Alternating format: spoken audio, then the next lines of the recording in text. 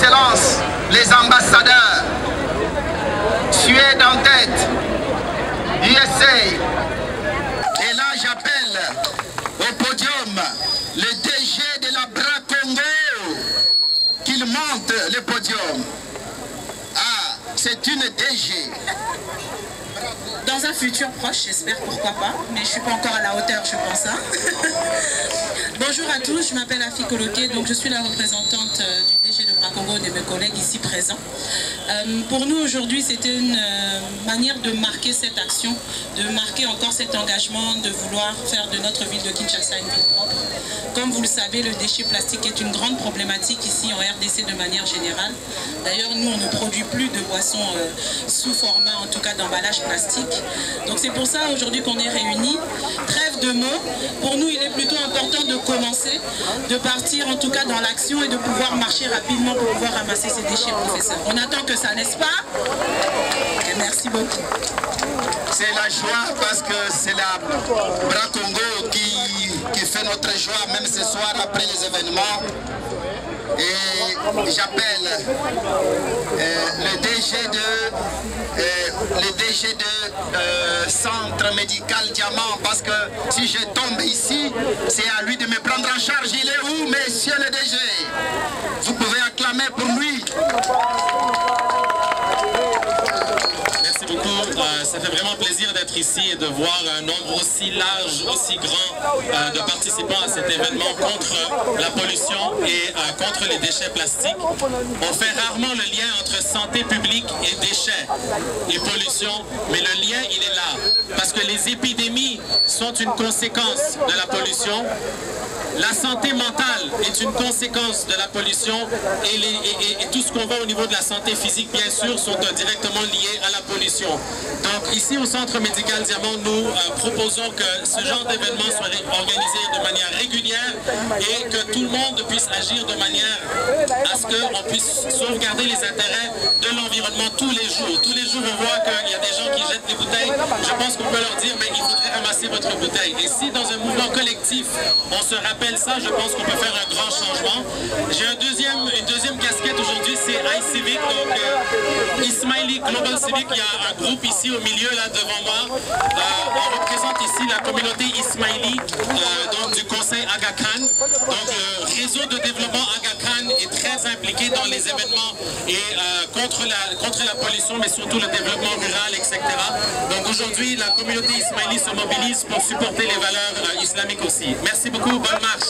Merci beaucoup. Je vois que le DG du Centre Médical Diamant a beaucoup d'énergie.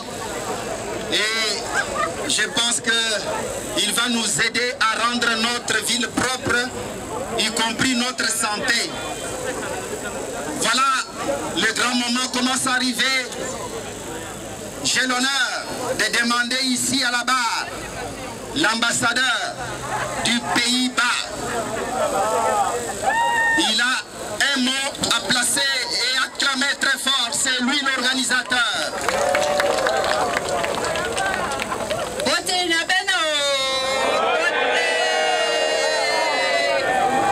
Merci papa, maman, merci tout le monde, merci chers collègues, merci secteur privé pour être ici. C'est vraiment un grand honneur et c'est un grand joie personnellement de voir tellement beaucoup de gens. J'ai pas besoin de 50 minutes, 50 secondes. J'ai juste un mot à dire. Le plastique tue. Le plastique tue. Et on doit arrêter avec ça. Alors merci pour nous aider avec ça. On est ensemble. Waouh! Est-ce que tu peux dire à ton voisin, le plastique tue? Le plastique tue. Et voilà. À madame l'ambassadeur de USA, acclamez les États-Unis d'Amérique. Madame, votre mot. Merci professeur et merci à tout le monde qui est rassemblé ici. De la part des États-Unis, je voudrais vraiment vous saluer. C'est une lutte dont chacun doit jouer son rôle. Il y a l'implication des sociétés et je salue l'implication de Equity et tous les membres de Combat. C'est l'implication de la jeunesse, de toute la société, du gouvernement. Mais il nous faut tous vraiment être à l'auteur de cette tâche d'avoir un pays propre, un monde propre. Merci infiniment. Wow. Yes, nous recevons l'ambassadeur de l'Empire Nippon, le Japon, l'Empire de l'Orient. Acclamez très fort pour le Nippon. Merci professeur. Bonjour à toutes et tous. Je suis content parmi vous aujourd'hui pour que nous campagne de ramassage de déchets. En effet, j'entends souvent que le flacon d'eau est le fléau de la République. Mais en effet, le flacon d'eau, le flacon plastique devient quelque chose de nuisible quand on ne le traite pas avec l'amour. Si ça c'est bien trié, bien ramassé, peut-être ça peut être recyclé pour des t-shirts et bien d'autres matières plastiques. Donc nous allons traiter des flacons avec l'amour, mettons dans des poubelles pour la République, pour belle République. Vive la République du Congo. Vive la santé. Les derniers ambassadeurs de la Suède, quand ils m'ont acclamé pour la Suède, le pays de la couronne polaire. Merci professeur. Quelle ambiance, quelle énergie. Comme un Suédois, c'est vraiment au cœur de faire des choses pour un développement durable.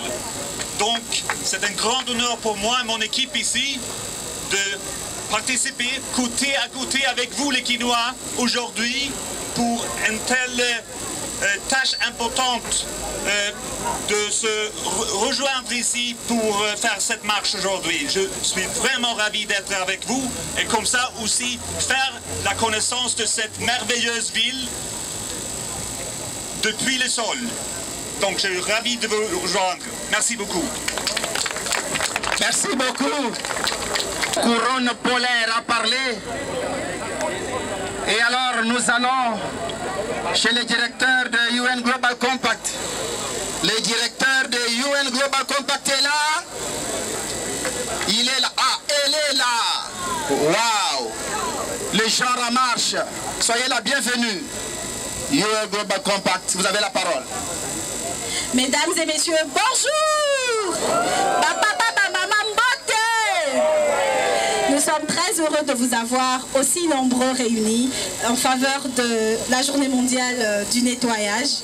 On veut une ville sans déchets, mais ça ne passe pas que par le boulevard du 30 juin, ça passe aussi par chacune de communes, ça passe par nos ménages, ça passe devant vos parcelles et nous vous encourageons vivement à prendre cette action à cœur et d'assainir votre milieu là où vous passez tous les jours, de parler à vos enfants, parce que cette sensibilisation est importante.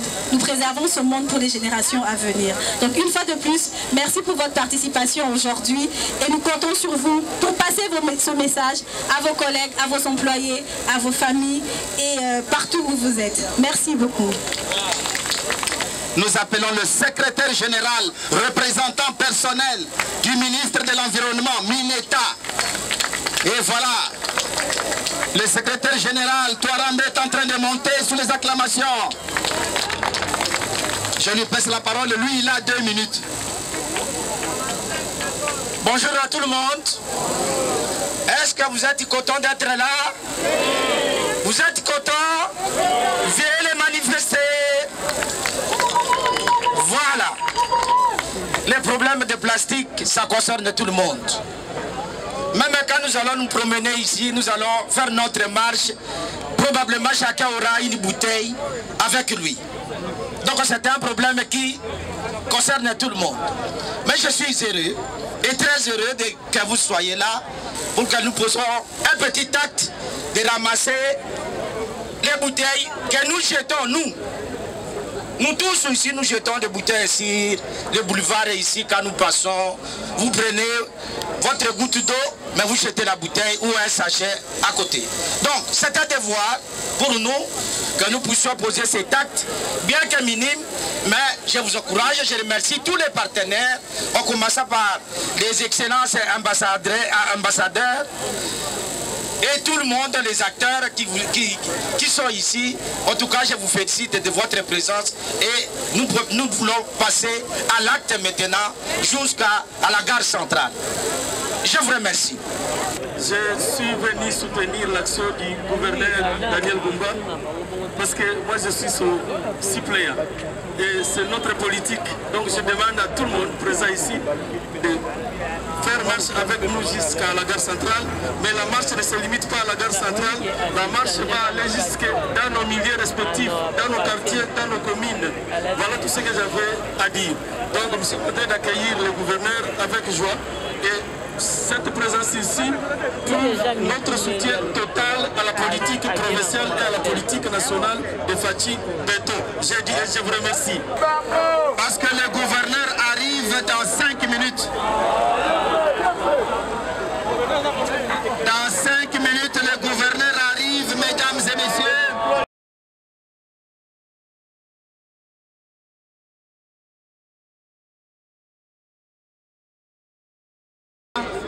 Avant qu'il les salue. Donc, c'est le secrétaire général qui dirige l'opération pour présenter chaque autorité ici présente au gouverneur. C'est le premier à l'accueillir au nom du ministre d'État de l'Environnement. Alors, moi aussi, respectueusement et expressément, nous attendons le premier citoyen de la ville. Prenons un peu notamment la patience, il est déjà là. L'ambassadeur de la Suède et l'ambassadeur des États-Unis et l'ambassadeur du Japon. Là, il salue et respectueusement, j'invite le premier citoyen de la ville protégé à prendre l'estrade.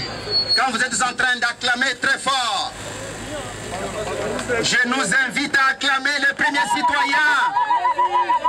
Et voilà, nous n'avons pas le temps à perdre. Au nom de l'ambassade des Pays-Bas, l'organisateur, au nom de la Suède, des États-Unis et du Japon, représentés tous par leurs ambassadeurs au sommet, au nom de la société civile congolaise organisée ici, avec Bracongo, Finca, Vodacom, Médical Diamant, Centre, que les autres me pardonnent. Nous vous accueillons avec honneur et respect, premier citoyen.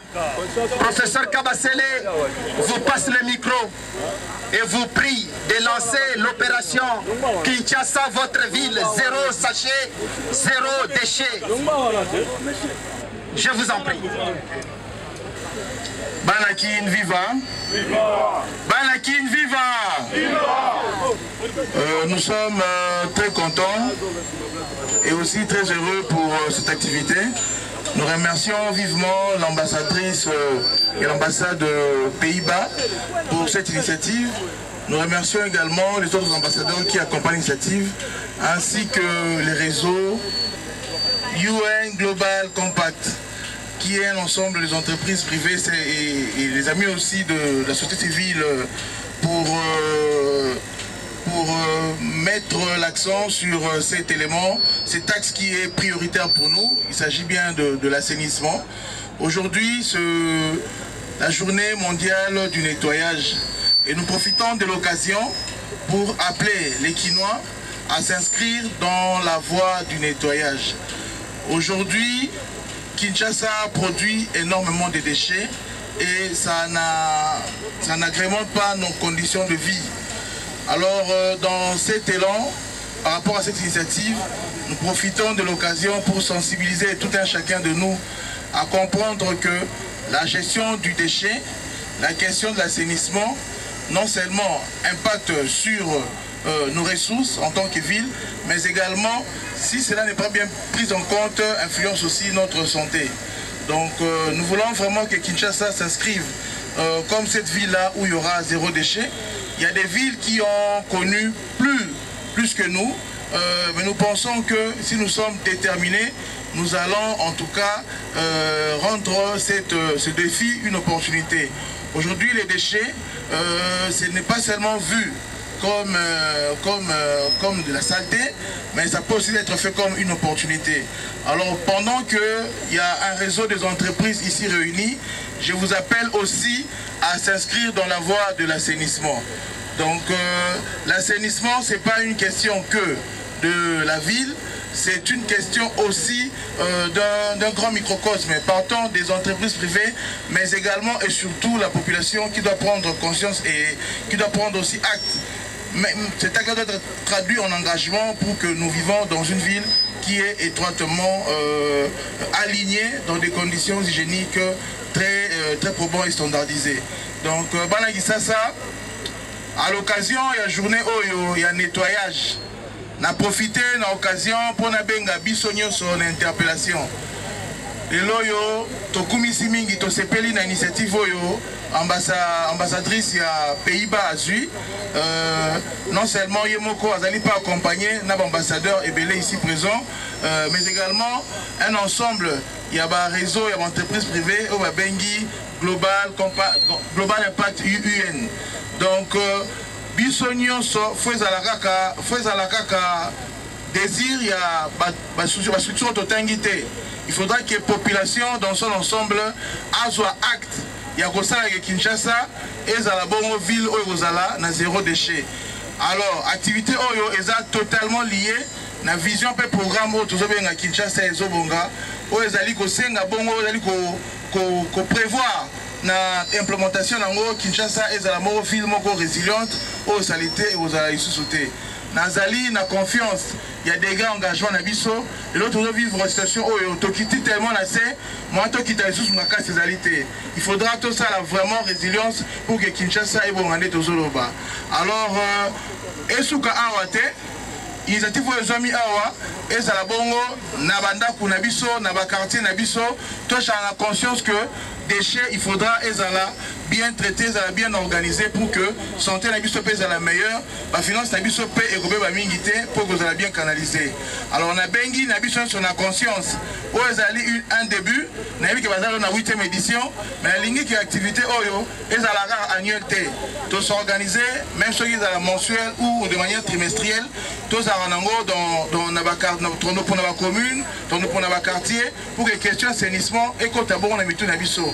Ceux qui doivent ville momo assaini, ba condition musu super malamu e wanda biso. Alors tozana eli que ma monnaie soit okende bien, oh nous sommes vivaki et voleka parce que programme tozana ngo, ils allaient bon pour na la différence pour que ville na biso échanger. Donc tozana kondima makasi, na ebi que vous a déterminé, biso toza déterminé pour que ensemble to comme ça Kinshasa oyo et la ta robe nango ya sika. Et ça la bongo kozonga na ba komo no tona benga ngo Kinshasa la belle. Donc ensemble na bino na promettre bien à rassurer bino que lobby et lelo Kinshasa et Zobonga. Kinshasa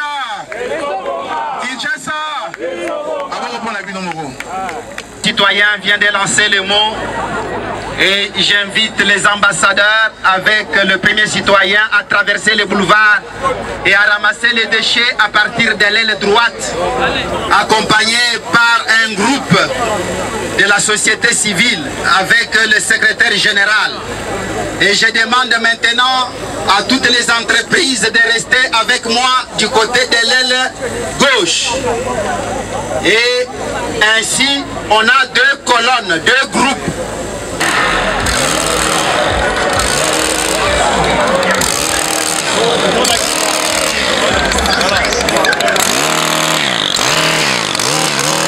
La sensation de rafraîchissement.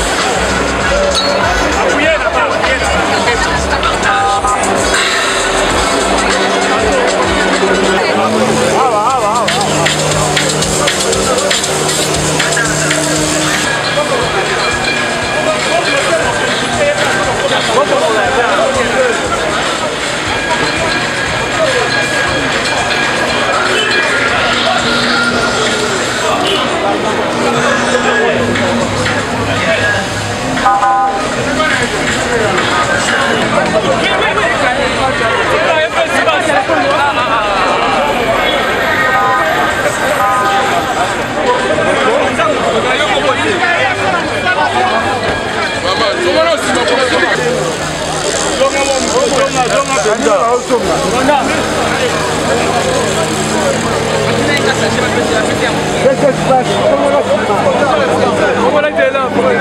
Avancez, avancez.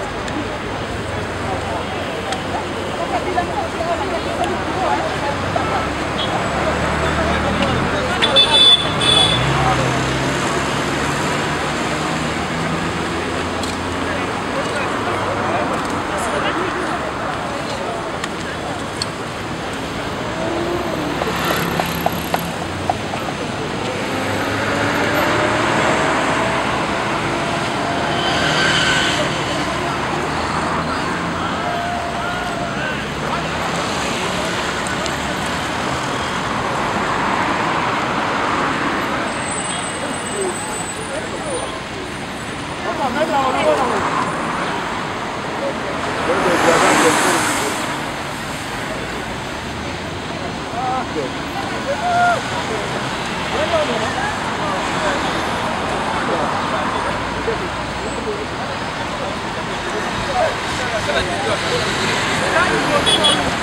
Zéro déchet.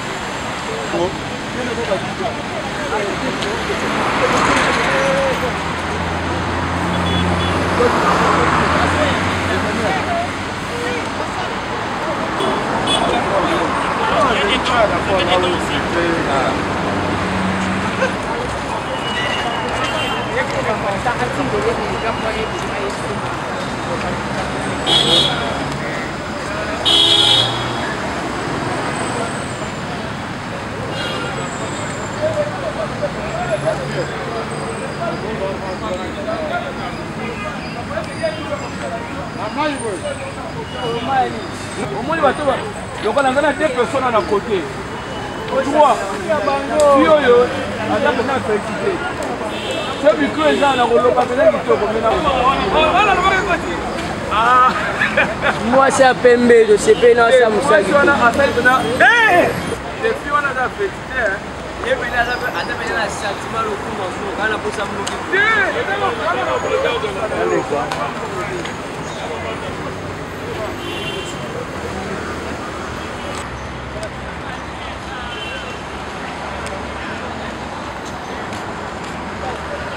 On a biso bakangala, on a biso bakoteka.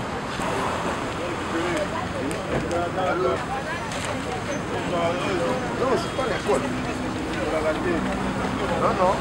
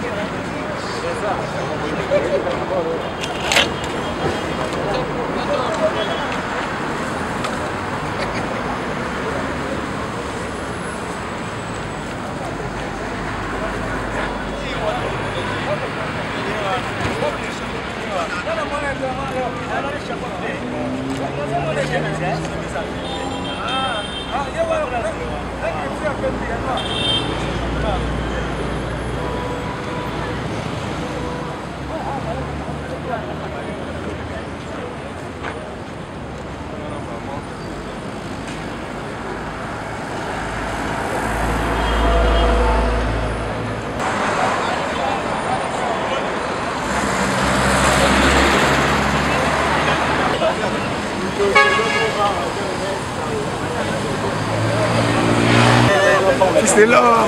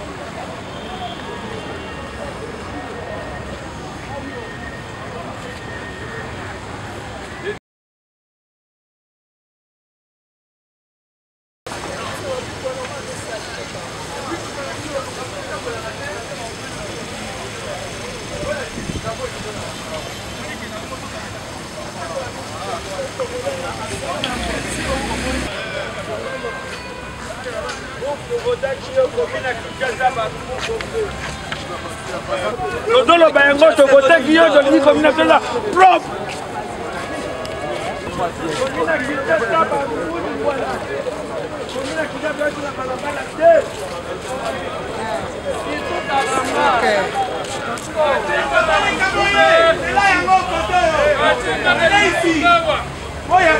Maman nangai. Boya boy, bilanyango kotoyo. Bino nyoso boy.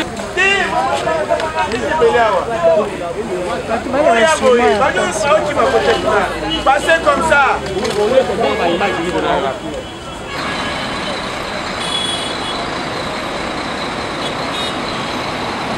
Kombo nanga monsieur Mbumba Ngaliema Papi naza bourgmestre commune Anji. Bomoni ngai na kati ya activité ya lelo et puis nazanga mbote nazanga collectif bande kolanga ba collègues dans ba bourgmestre ville à Kinshasa. Toye ko apporter main forte na son excellence monsieur le gouverneur de la ville de Kinshasa, je cite Daniel Bumba Lubaki oyo a lancé opération ya oyo ya ramassage ya ba déchets. Yango lelo biso ba bourgmestre ya ville à Kinshasa toye to accompagner autorité na biso direct na opération oyo ya ramassage ya ba déchets na ville ya Kinshasa. Yango wana lokola yende mokonzi na biso na terrain biso ba bourgmestre o tozo servir lokola maboko makolo to ba représentant na niveau ba commune to ko tikala indifférente na initiative o mokonzi ya sali en ngumba Kinshasa po na ngoto ye ona ko accompagner ye pe to témoigner soutien na biso ba bourgmestre na ba action nyonso mokonzi na biso ya ville. Je cite son excellence Daniel Bumba Lubaki a mené na cadre ya assainissement na ville ya Kinshasa. Pe nazo profiter la micro na bino pour sensibiliser pe la population kinoise pe particulièrement population njiloise ba emboîter les pas na action oyo ngai le bourgmestre ba nazo sala na mokonzi ya ville na ville na Gombe pe et s'étendre tina commune na ngai Njili pe nga na relancer na niveau ya commune na mikolo ko ya ramassage ya ba déchets na bactère nyoso ya commune ya Njili. Merci beaucoup, messieurs les journalistes. Mbote.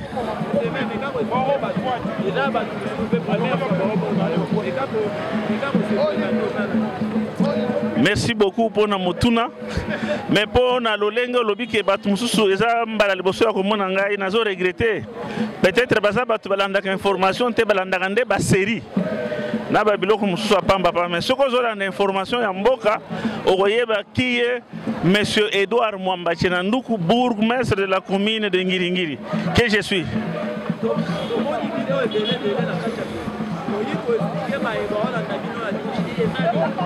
Toza koyebisa na ba oyo nyonso baza kolanda biso na bilili pona koyebisa bango ke lelo ezali mokolo monene pona mokili mobimba pona kosokola mokili kosokola bisika yo zali kovanda journée mondiale du nettoyage elakisi ke bisika yo vandi na ndaku na yo banda kokombola salon na yo chambre na yo obimili banda kombola lopango na yo kitana balabala kombola liboso balabala na yo zwa bosoto nyonso wana cha yango na katikati ya poubelle pe okomona mituka na biso ezali koleka na bakomi na bino bakolakisa bino ba bisika ya décharge otiki kuna po ete tosokola mboka na biso Kinshasa ville province ba commune pe na ba quartier na biso commune ya Ngiringiri naza koyebisa bango balanda exemple na ngai moko lolenge na kitaka samedi nyonso pona kosala salongo mais bango basala ka salongo bisika bavandi chaque jour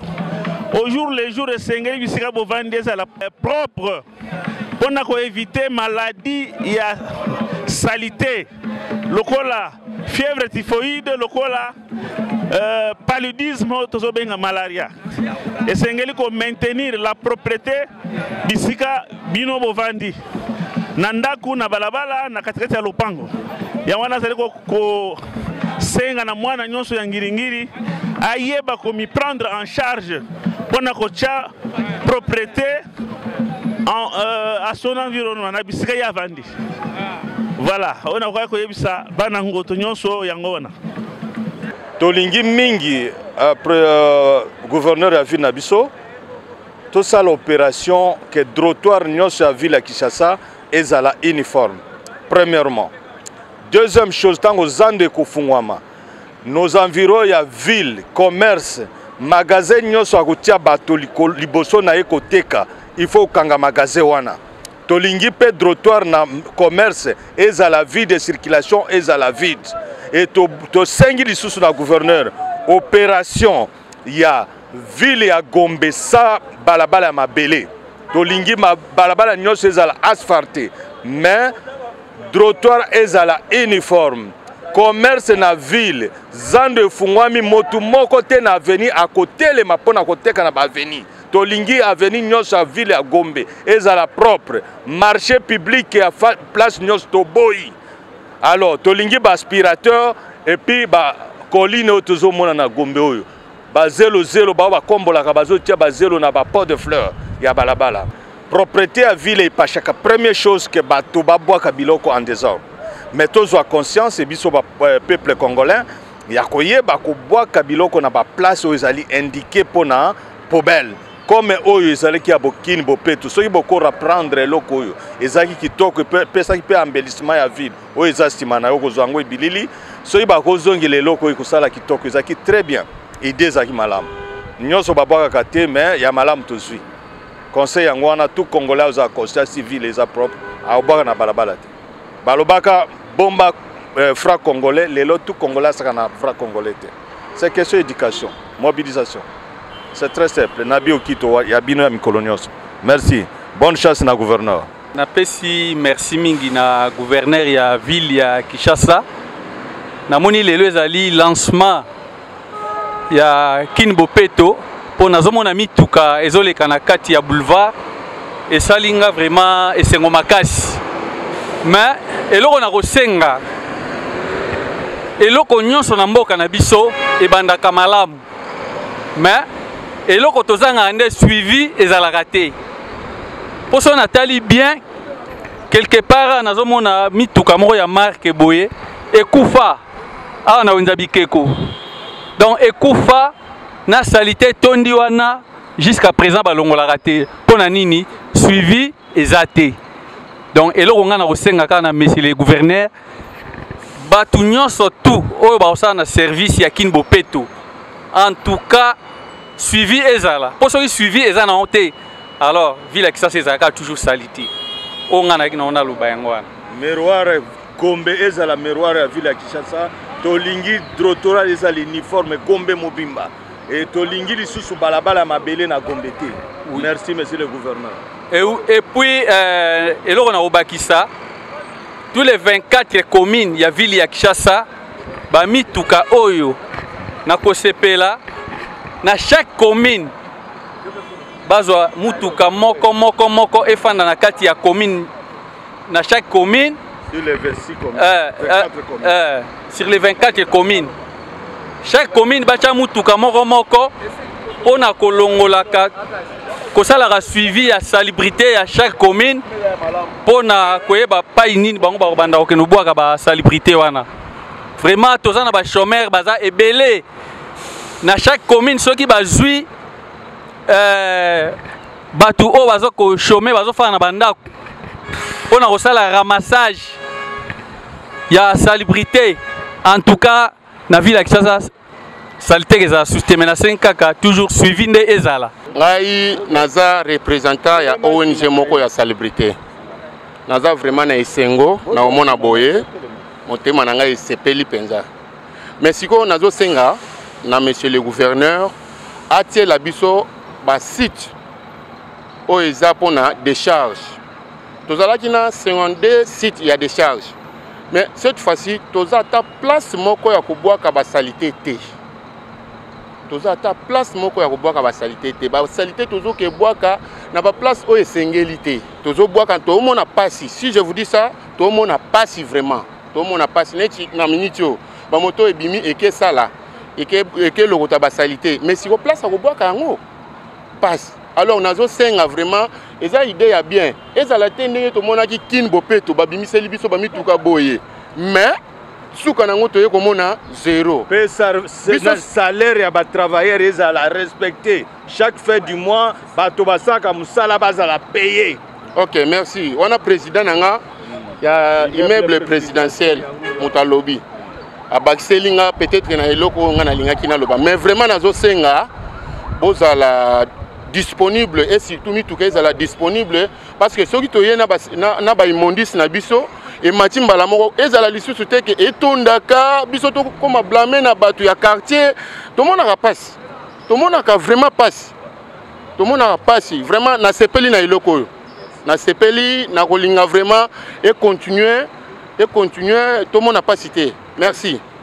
Dans telle visibilité to moni lancement ya Kin Bopeto oyo notre gouverneur Daniel Bumba a sali et ça déjà coup de pointe et to pesi merci pe na chef de l'État parce que ba initiative a boyé biso na Kinshasa mama boy to mona ngokala et ça la ba pesi programme moko ya boyé et ça la continuelle etikala et ça la teka to moni carnaval et salami et après un moment donné to zongi kana même problème et problème tout ça zali que ba sa salubrité et sous quoi na manzela minene boité même si na ba quartier na biso ba beta c'était et puis ba chef du quartier ba bourgmestre surtout ba bourgmestre na biso ba bourgmestre ba sala malamu pour ba aider gouvernement en tout cas vie na biso ba kinois et ça lié na environnement autovandi ce qui va tenir fort na makambo oyo na sire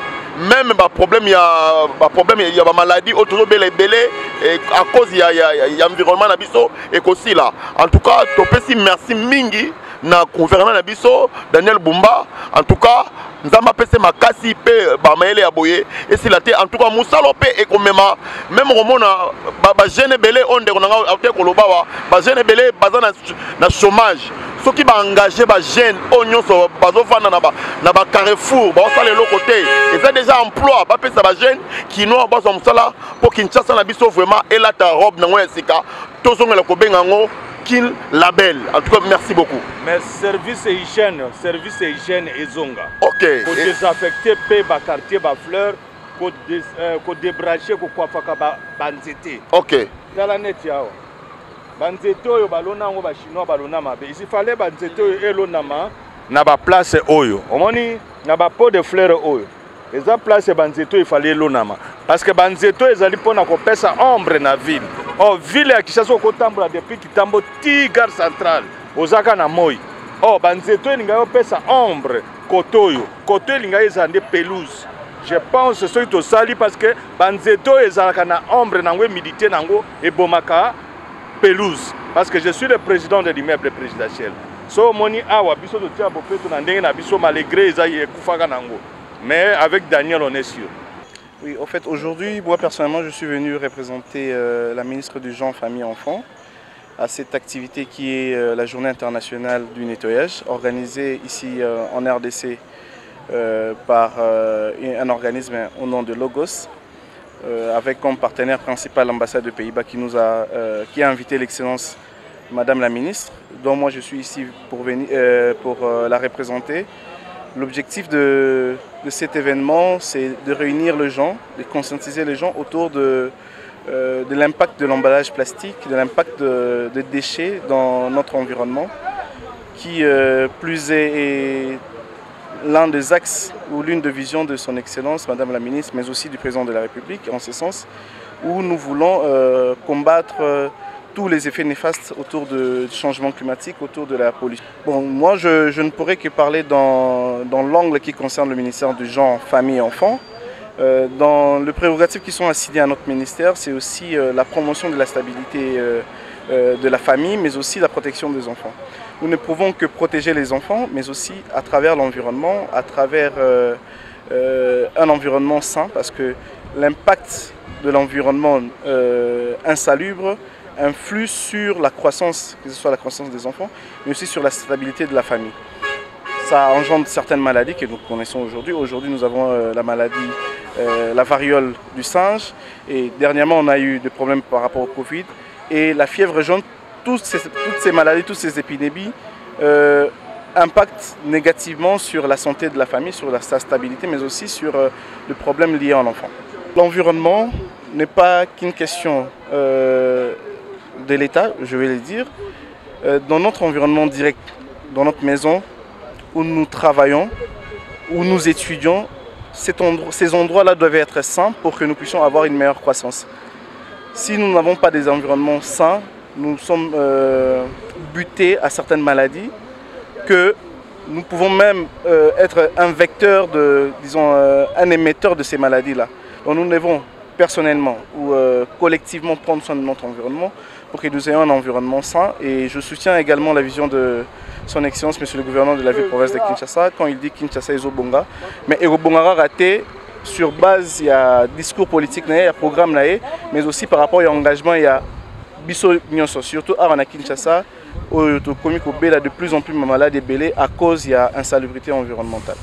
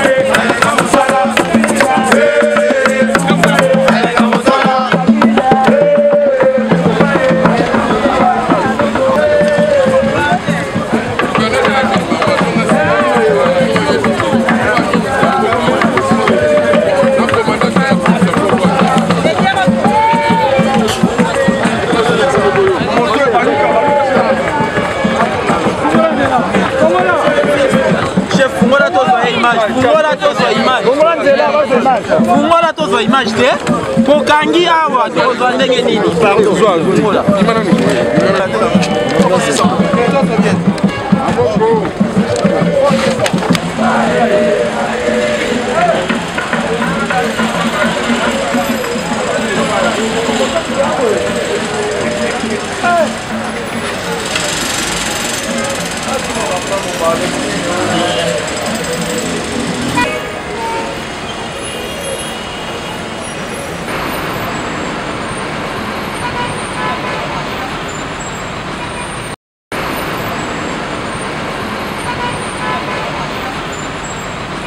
Papa c'est bien pour le lancement de l'opération.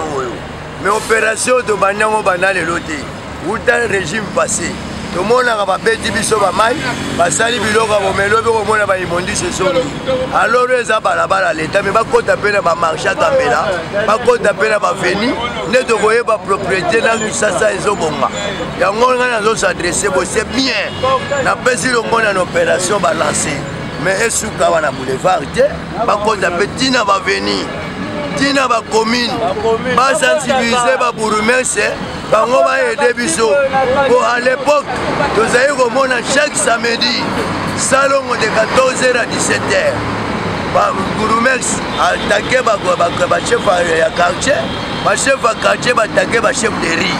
Yo komona kisasa ezobonga ke ko changer mais soka tozomona kaka boulevard bakomoli babalabala bakomoli te wana nyonso tunga na koloba ngo serie mena sepeli une opération ebandi lelo longona na gouverneur toza nsima na ye tomona mpe koyo azolobela biso esalama c'est ça etange congolais nga nalingaka action concrète na vivre yango metikali sikoyo expérience merci na nyonso tu Zambe apesa biso chance tokela liboso soki hygiène yo moko oza propre te na yo moko na ozoyeba komisoigne te yo moko ndenge nini bakozwa instruction santé na yo moko bato ozomela no mai zwa bouteille no linga yango bwaka na poubelle obwaka no na prince oteni compte ke eza boulevard bato balekanaka boulevard ekomi lokola ekomi salité lokola bato toza na boulevard aza na mentalité wana ozwi chasse mai elongola elongo nobwaka na poubelle batya bapoubelle na babalabala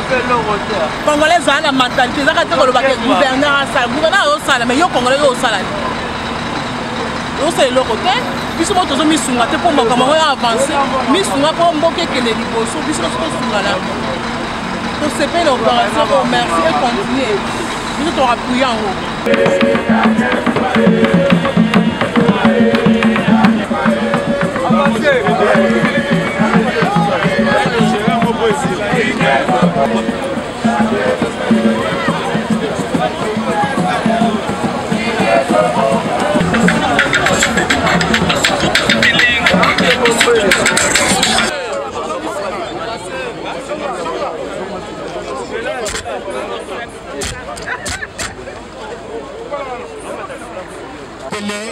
Les premiers citoyens de la ville, son excellence, monsieur le gouverneur de la ville-province de Kinshasa. Je vous demande d'applaudir, applaudissez s'il vous plaît, applaudissez. Banakin viva! Viva! Banakin viva! Merci Mingi na symbole auto manifesté à l'occasion de la journée mondiale de nettoyage. Je remercie Mingi, ambassadrice à Pays-Bas. Na ambassade à Pays-Bas pour l'initiative Oyo. Je remercie également l'ambassadeur Nyoso qui accompagné l'initiative Oyo. De bonne sanité, réseau Global Compact UN. Où d'aller que ça bongo entreprise privée belé, où va s'inscrire, n'avoir qu'à respecter pour observer l'objectif du millénaire pour le développement. Alors, il y a symbolique. Mais pour ça, on a dit que Kinshasa est à la ville moko très assainie. Zéro déchet et un slogan T est à la réelle. C'est-à-dire, pour matérialiser un photo devant nous, banda kunabiso. Devanture ya batu, donc c'est liboso en part à batu, et zali responsabilité na bino ya kubongisa yango ya kukombola yango. Ne tozo wa Kinshasa zo bonga, eza musala ya gouverneur Kagate, ya vice-gouverneur monsieur Diye Ligagate, ya gouvernement provincial Kagate, mais ya bakinois nyonso. Kinshasa eza miroir ya pays na biso. Lelo ba respecter biso, ba considérer biso par rapport à l'état de la ville à Kinshasa. Na Kinshasa, nous sommes en contact avec l'international. Kinshasa est également salité, dignité de l'autorité. Tata Mogonzamboka, Félix Antoine Tshisekedi Tshilombo, alors il clairement le programme, il y a 6 engagements, il y a 3 initiatives présidentielles, qu'il est très clairement repris que nous devons avoir des villes assainies. Alors Kinshasa, les loyaux, salité pour Bosoto et l'équipe Makasi. Bosoto et botami na ba comportement na biso. Soto wanda ko changer ba comportement na biso. Avant que l'hôpital ma koya la mesure coercitive pour contenir bino ya rotosa et zali mala musoko bino mo biso mo tozi conscience. Liboso anda kuna yo 10 mètres liboso anda kuna yo kombola cha propreté kangisa déchets. Mikolo zali koya gouvernement provincial Nanzela ministère nango environnement et propriété publique na embellissement bazali ko implémenter. Vous voyez présence il y a ba décharge il y a ba commune na ouverture ba décharge finale plutôt pour que to ba bongo ko gérer déchets malamu. Déchets so les ali gérer malamu té et que ça biso bokono et que ça que to dépenser mbongo sous c'est belé plus que prévu. Toti ka ko boaka na ba rivière. Toti ka ko boaka en désordre. To boaka ndenge elengo bani.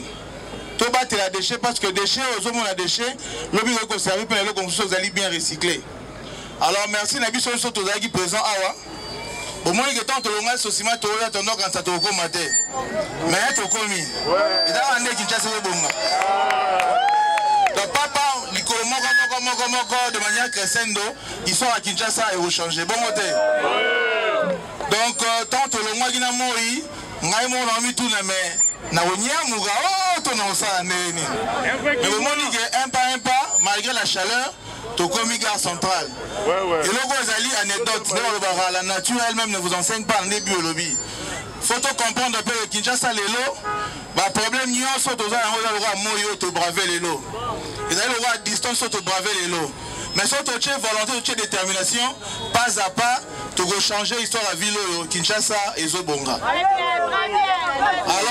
la présence, a profité de l'occasion OEP pour interpeller Mouké, à partant de ce réseau qui est global, compact UN, l'entreprise trouvée la ville à Kinshasa.